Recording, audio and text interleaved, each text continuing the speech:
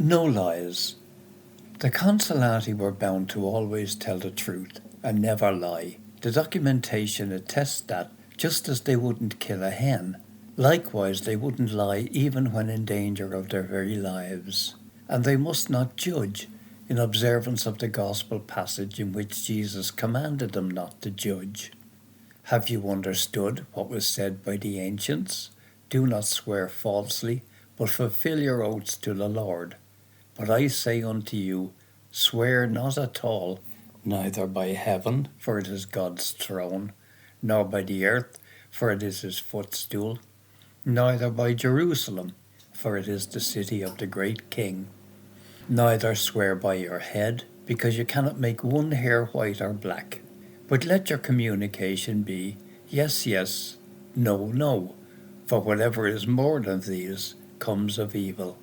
I am always asked how it can be possible that in Christian countries it is asked and imposed on jurists in trials despite, page 236, the unequivocal exhortation of Jesus. However, the Cathars, and in a binding manner the Consolati, didn't judge and didn't lie, faithful also in this to original Christianity, given that the prohibition, not only towards lying, but also towards judging, found much correspondence in the ancient customs of the Church. Dante instead judges a good 3 times, even if never in paradise, that is, never as a consolato. But if it's true that he judges, it is true that he never lies.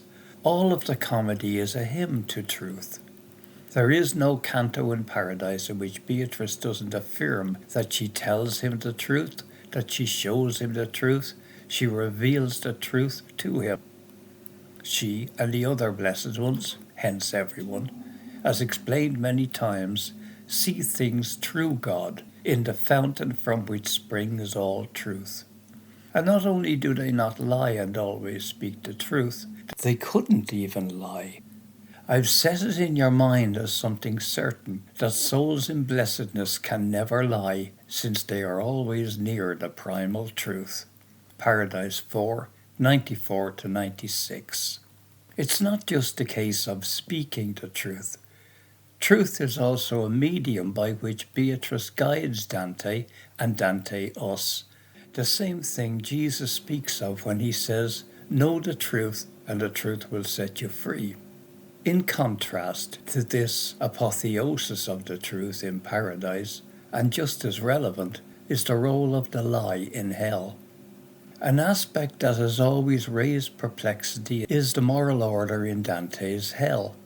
In purgatory, the expiated sins correspond to the 7 capital sins of the Catholic Church. Hell should also have been portrayed this way, and the difference between the 2 realms would have to consist in greater or lesser intensity of the sin, that is, applying the categories of mortal and venial sin. But as we've already seen, the notion of venial sin, that had such importance when purgatory had been instituted, is completely absent in the comedy. It wasn't part of Cathar doctrine. The moral order of hell is explicitly based on Aristotelian ethics.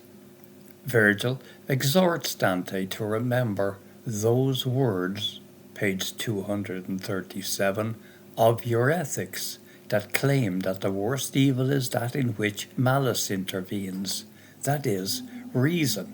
And so, at the beginning of hell, we find the incontinent, then the violent, further down the fraudulent, and at the bottom the traitors, with the result, surprising to say the least, that the liars are considered worse than murderers. To fraud, to falsehood, symbolized by Geryon, that filthy effigy of fraud, who stinks out the whole world, and who has the body of a serpent, the tail of a scorpion, but the face of a just man, the 10 Malabulge ditches are dedicated, whose sinners, on close inspection, have all lied, whether to seduce women, flatter the powerful, cheat, or falsify.